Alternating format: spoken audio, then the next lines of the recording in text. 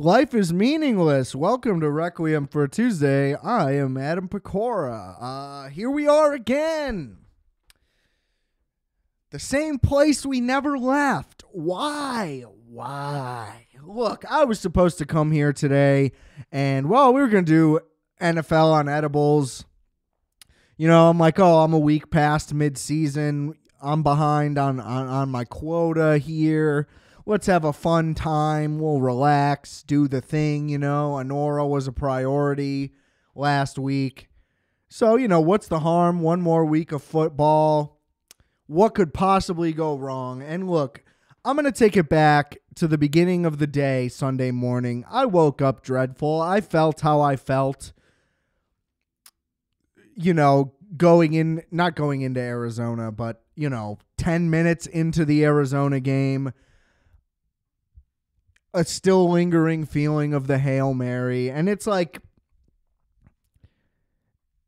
it's like the sheen has worn off and now I'm just back in fucking reality. It's like the moment the Nexium people felt when they realized they weren't a part of some super sophisticated secret society and that they were actually just getting raped and branded by Keith Raniere.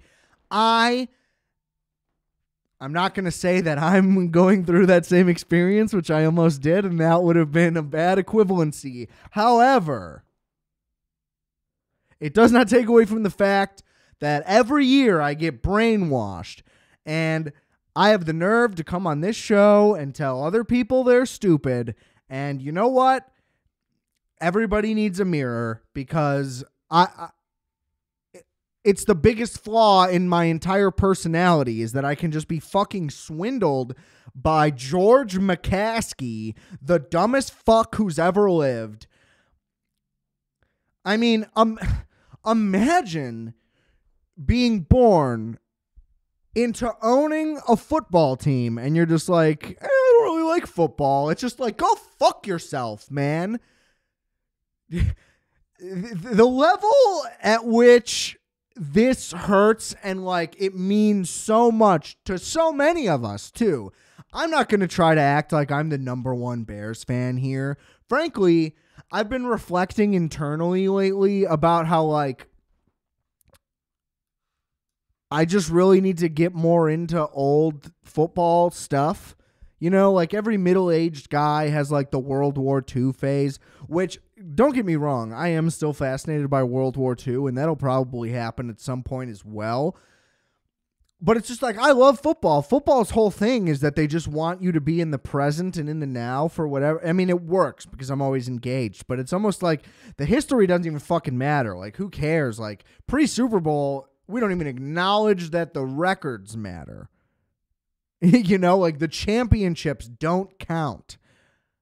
All of that's absurd to me. Well, I mean, as a Bears fan especially, because then we'd have a higher championship total, so I guess there is some bias involved in there.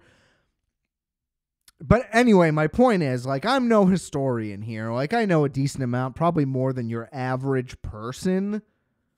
Just considering how popular the sport is, most people probably aren't aware of a lot. But the passion at which we bleed this navy blue and this orange and the ownership, like, I just don't even understand what the goal is in maintaining what they're maintaining. It's a shit product. It's a soft football team. And disjointed hiring practices, like, it just doesn't make sense. Like, oh, because you have some weird loyalty because you like the person you hired? Like, is that the reason? I mean, you keep Eberflus and you go, okay, like if he builds a real staff, I mean, this is literally what the country's doing right now. It's like, oh, let's reelect Donald Trump. That'll solve the last 4 years' problems, even though it didn't solve the problems 4 years prior when he got elected the first time. But, oh, maybe he'll just hire better people. Like, it just doesn't make any sense. But the Bears have the option to choose someone different. They have the complete option. You know, they're not beholden to a party system in which, you know, other people make terrible choices. They have full reign and control over what they do, and they just continue to ignore What is practical and logical? I mean, you're watching the game on Sunday. Oh, it's 3rd and 5 or 3, whatever it was. And I say out loud, why are they in the shotgun? DJ Moore goes in motion. It's a screen. Oh, surprise. The defense knew that too, man. I don't know if you know this, Chicago Bears, but the way football works is you fucking watch what the other team did the week before and the week before that, and you see what their tendencies are. And if you can predict some of their tendencies, then maybe you have an answer for what they're doing and you can stop them. Or on offense, you can capitalize on them. These are the basic fundamentals. And I keep hearing about how bad the offensive line is, and I get it that they're banged up. Don't get me wrong, but literally the answer to beating the Chicago Bears is like blitz, like send 5. Don't do anything exotic at all. Just blitz. They don't know what to do. Nobody knows where to go. Nobody knows where to move to. The running backs don't know who to pick up. The linemen don't know which way to go. You run a stunt and they're flabbergasted. It doesn't even make sense that like coaching could undo that. It just seems like a fundamental of football that like offensive linemen should know what a stunt is. As I previously said on this show, like you do stunts in pee-wee football.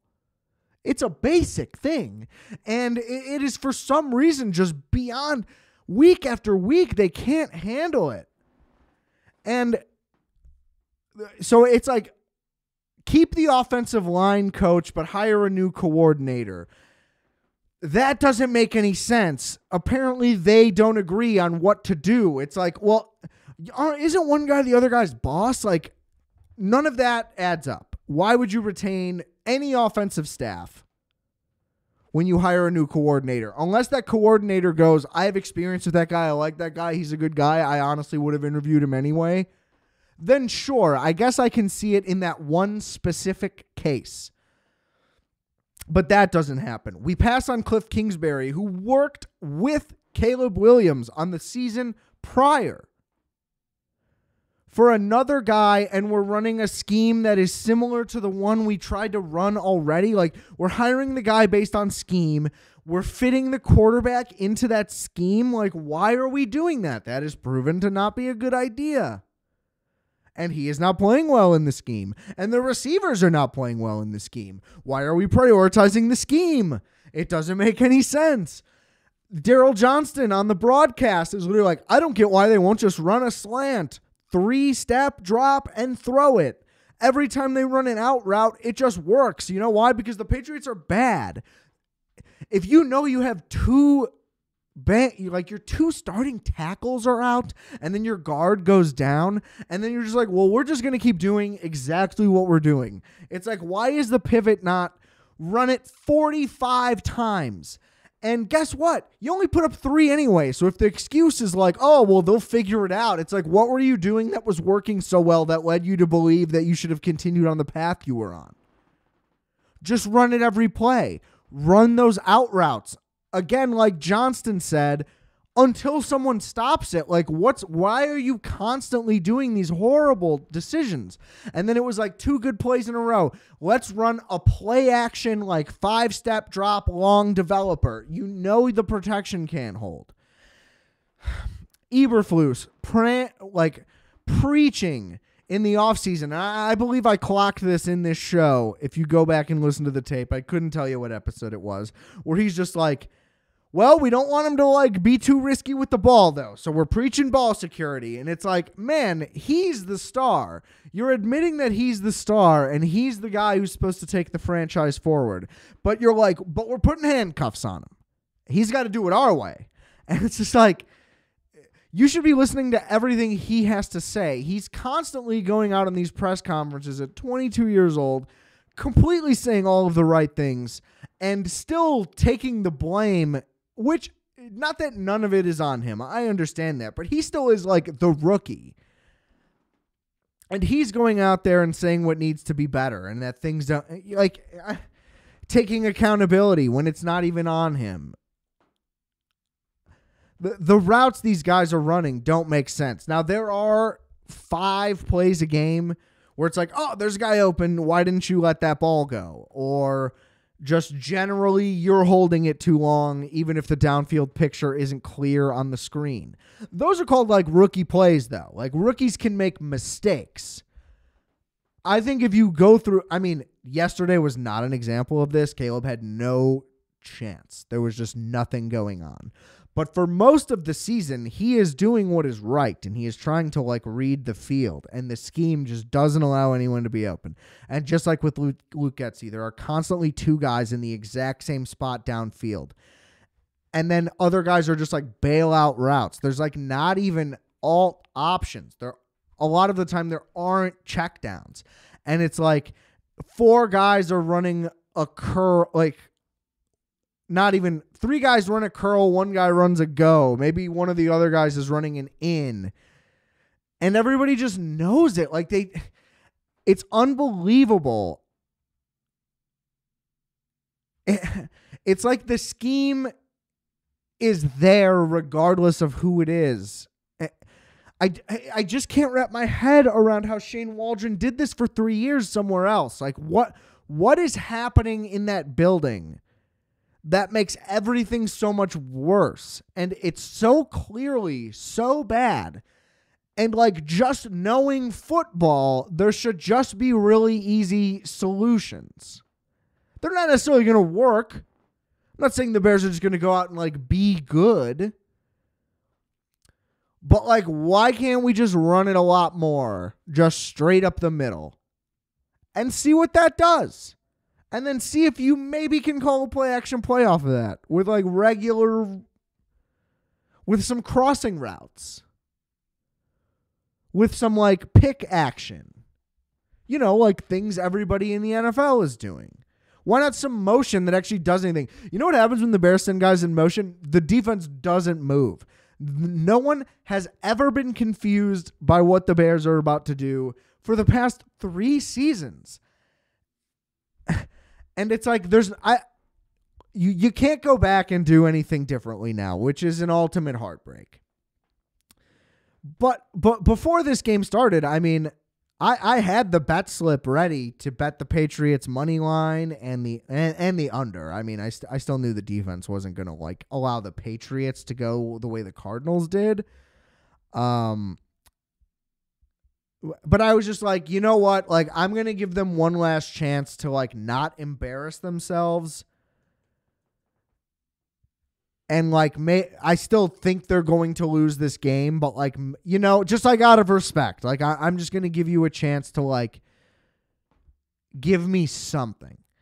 And I'm probably not going to put money on the next game either, just because it's the Packers. But my mentality now is basically like, well, at least I can fucking win. They're still getting incredibly generous spreads. For some reason, they were a 6-point favorite in that game. I don't know how you can call them that.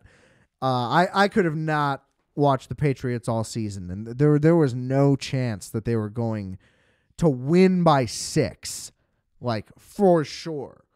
And I just can't in good faith put money on the Packers to win. It'll just hurt a lot, but it's going to be an absolute bloodbath. He lost the locker room the second the Hail Mary was caught by Noah Brown. I mean, he lost it anyway, but it was like, oh, like we're losers. Like this is all on you. Like it's done. That's the only advantage I see to firing him now. They're just not gonna. And Caleb's fucked.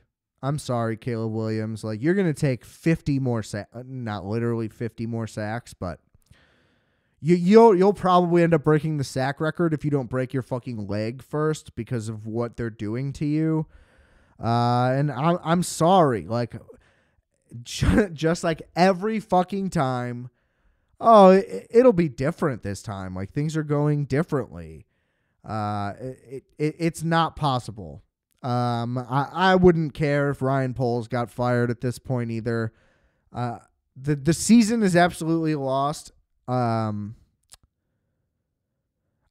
mean, I think Caleb Williams can rebound. I mean, I think ultimately, like, even Trevor Lawrence, who I think sucks, like, had a better sophomore season.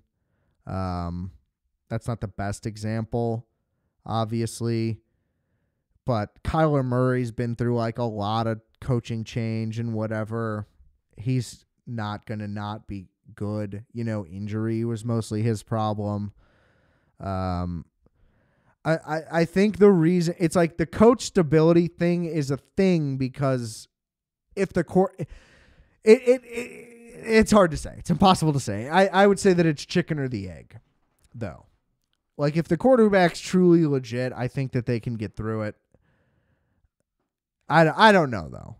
Like is it always wishful thinking when you're like, oh, if he were just in a better situation, he'd be better.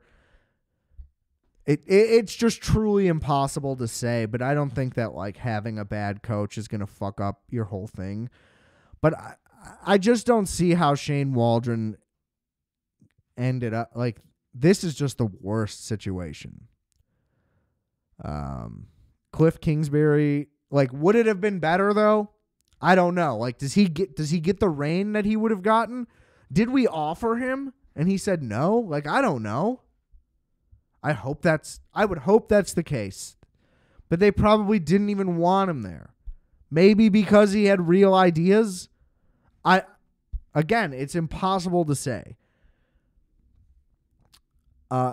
It's just absolute malpractice that this is a thing. I don't like the cop-out, honestly, of the Ryan Poles didn't do enough for the offense. The offensive line is playing poorly, but to say that it's not that he didn't invest enough, like a first-round pick, an expensive free agent, complete flameout. The guy doesn't even play. We literally pay him money to not come. Apparently, he said his back hurt, and that's why he wasn't there on Sunday. And they literally told him to stay home. And they won't just outwardly say anything. It's a fake injury every time, or he's a healthy scratch, or whatever. Just a complete disaster. But can you necessarily blame the GM? Like he did try to put money at guard, and everyone's like, the solve next year is to go draft in free agency. Well, that was draft in free agency. Coleman Shelton again won the Super Bowl with the Rams. He has been dog shit for the Bears. There's no denying that. But literally won a Super Bowl. Tevin Jenkins is a second-round pick, and the excuse that it's Ryan Poles' fault is because it's from the previous regime, so that's not a good enough move. So he is good when he plays. His thing is injuries, and he's injured again. But that's why you invest in depth, which we kind of did. Left tackle Braxton Jones is just solid and only a fifth-round pick. That's the one I could give you, where it's like he could have just paid a left tackle. Like, sure. But to say that the investment wasn't there, it's just a lot of flameouts. Which, if you're putting track record on him, then 100%. But to say that they didn't try to improve it over what it was, like, on paper, it's 100% improvement over the O-line 2 years ago. And the O-line coach is clearly dog shit. It's impossible to say. Everyone is to blame. Everyone is a disaster. The players are all adamant and have been saying in their interviews, at least under guys, for the past 2 weeks. It's getting more and more explicit, though, that they're all clearly frustrated. They all know they're very good. There's been multiple player meetings where they're like, you need to coach us better and harder, and this isn't working, and nobody's listening, and they're literally trying to run their own team, and it seems like they're not being allowed to, or I don't even fucking know. It's a complete dysfunctional mess. The start to last year was a complete dysfunctional mess, and it was basically like, oh, they ended up 7-10 after starting 0-4, so that's good, and we're gonna keep it. And hindsight's 2020, but like nobody wanted it anyway, and we all just kind of like had to make ourselves okay with it. And the team was a complete dumpster fire the first 5 weeks of last season. National news for the coaching problems and firing people, and it's like, oh, we overcame it, so we'll keep the but all that still happened, and it's like, would they have, if they fired Eberflus? We act like they would have just hired the right guy though, and that they're going to next time. Like, had they fired Eberflus, would they have hired Ben Johnson or Mike Vrabel? Probably not. You know, like if we're just being real, and like if they fire Eberflus, who are they? Are they going to hire Ben Johnson or Mike Vrabel this offseason? Probably not. And like, will Caleb maybe like, I don't know, play a little better than Mitch did? Like that's probably the ceiling.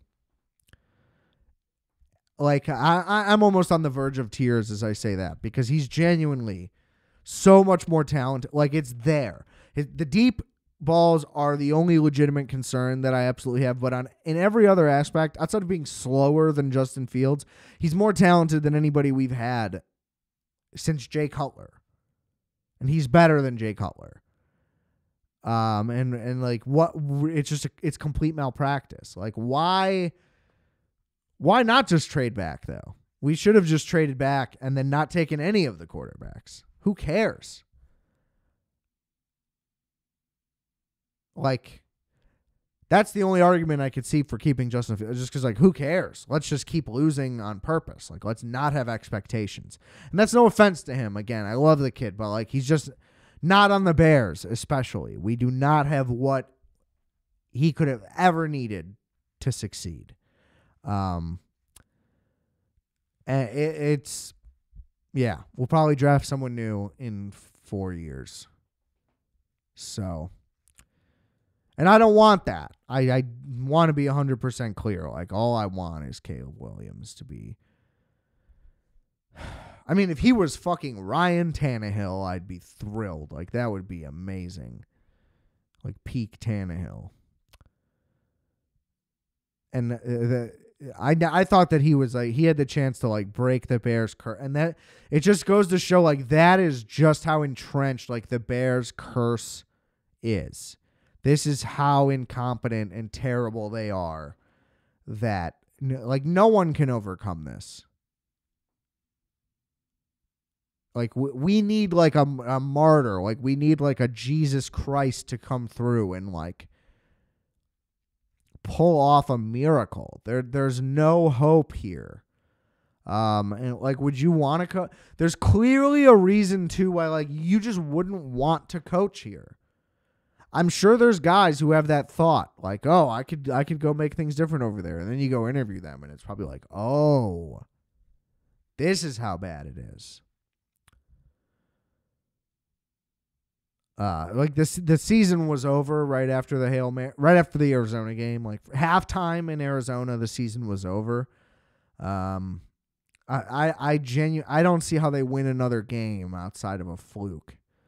Unless whatever they do with Waldron and the other guy comes in and can just do like what I said and just be like, we're going to run slants, outs, and run the ball. And that's all we're going to do. Unless that happens and it happens to work, like it's just going to be a bloodbath the rest of the way. They genuinely, I might not win another game. The schedule is rough.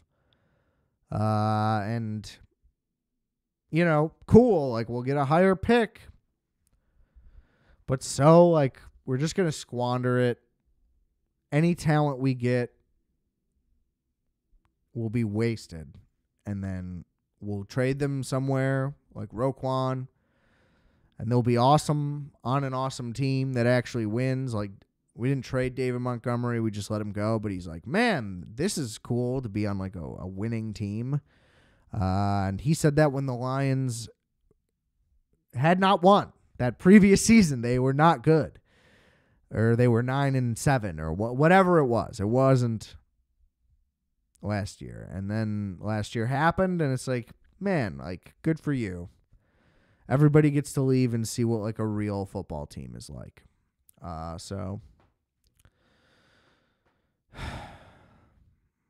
it's baffling, and there's no answer to it, and it's like, we need to get this tattoo removed. All right, I'm just going to run through the slate. 0-1. Bengals, Ravens, you know, came right down to the end. This just isn't the Bengals' year. They're going to end up, 8-9 losses, maybe 10. underwhelming running game, underwhelming defense. The Ravens are fucking awesome. So I still think it's like Ravens-Bills for the Soupy, even though the Chiefs don't up winning, which that's 1-1. Had the Chiefs over the Broncos, but whatever. I mean, sums up both teams. They're both gritty. One wins, one doesn't. 1-2, I took the Colts over the Bills. The Joe Flacco thing's a mistake, but Anthony Richardson's bad. The Colts are just bad. 2-2, Chargers, Titans, easy one. The Chargers are awesome. All I wanted was Jim Harbaugh. I wanted Jim Harbaugh so bad. All he does is win, and, we're fucking idiots. 2-3, I picked the Bears over the Pats. Again, I picked all of this in the preseason. Going into the week, there was not a chance in hell I would have picked the Bears. 2-4, I picked the Commanders over the Steelers. That was a close one. Not much to say there. Both teams are actually good, and that must be awesome. Let's see here. 2-5, Jags over the Vikings. That was a mistake. Never picked the Jags. They're terrible. And Sam Darnold tried to give it away, and they just would not take it. Fucking Mac Jones. Let's see. I picked the Jets over the Cardinals? Really? Why would I do that? Oh, that's so bad. That puts us at 2-6.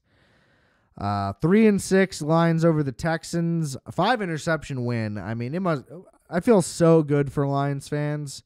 Genuinely. I root for them.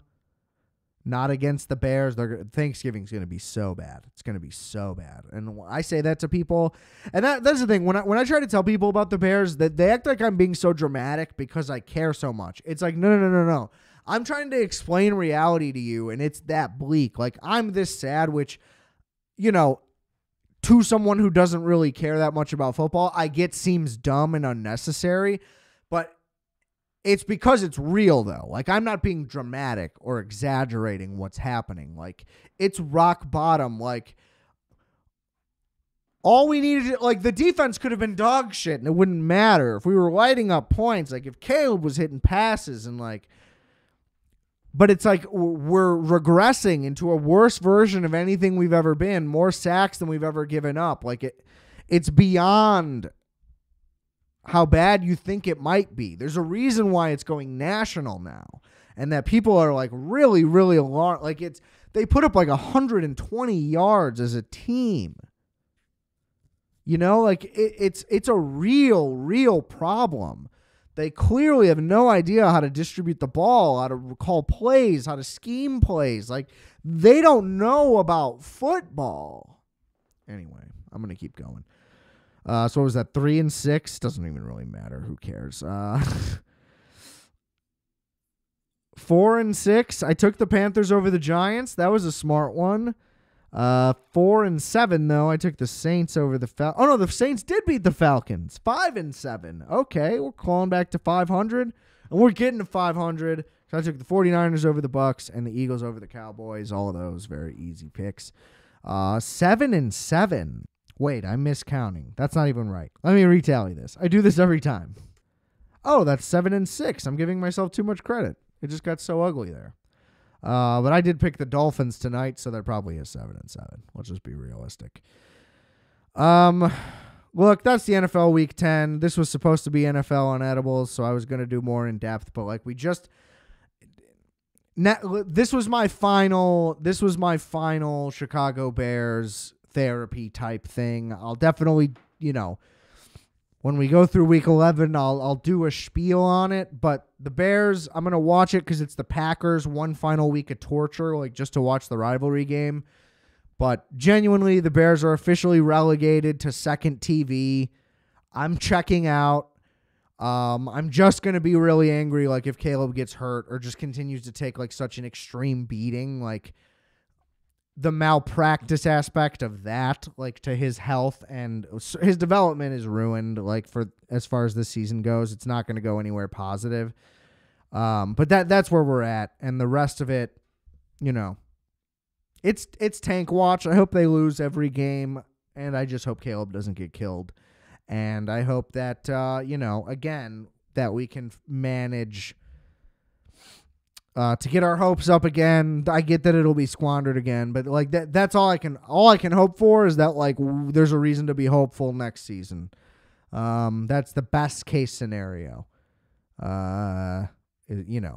Is maybe falling for this all over again. So thanks for tuning in. It's been a positive week. I'll be back with movies and stuff next week, and we'll do no more Bears. It's no more Bears unless there's a surprise thing. You know what I mean? Outside of special circumstances, we're checking out, folks. So rest assured, I'm not letting it get to me like this again. I can't even promise that. The Packers lost. If it's like 50, if we lose by 50, 40, even 30 something, if there's an injury, you know what I mean? Like big factors, like we'll do it again. We'll run it back. But second TV duty after this week. But then it's just Thanksgiving the week after that. I mean, it's just so bad. It's just so bad. Rate, review, and subscribe to Requiem for a Tuesday. Available everywhere. Thank you for listening. Numbers have been crazy. I know that holiday time's pretty rough, though, so let's try to keep them up. Share the episodes. Fuck Matt Eberflus. Fuck Shane Waldron. Even possibly fuck Ryan Poles at this point. I mean, fuck Kevin Warren. That guy's a clown. He's not doing anything. I just buy into everything. So it's like, oh, this will finally be different. Fuck me for being a fucking idiot. But thank you to all you wonderful listeners. Chicago Bears fans unite in pain. By 2030, I might have to get this tattoo removed. Let's just be honest. Rate, review, subscribe. Listen to RFAT everywhere, whatever. Check out all the links in the description below. We got lots of stuff for y'all to check out. And remember, I are fat, you are fat, we are fat. Calculator.